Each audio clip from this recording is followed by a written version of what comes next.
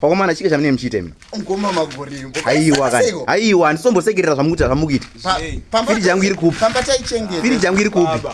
Vamba bese vanhu vaitozota padike. Aiwa ndo rumba izozvo ko TV yangu iri kupi? A godfather wakati next year. Next year kuita sei? Vanga wakati December. Samupo zvawo next year. Mabata zvikwere tichivitika. Aiwa. Madedido ndakati ndakazongo. Pachiko. Muri aranyeyo. Next year, but next year. Uya ndise ndikuseke. Tarenda, tarenda. Chiko. Kuti chipo. Amuna kuzinzera kubhurumango. Ito. Amana andisusika panapa ndikono ndakuenda nemupoli. Dzanyiwa wiko.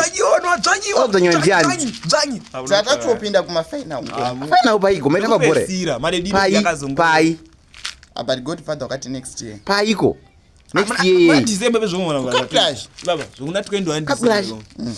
Kaplash ni chekuita ne TV yangu.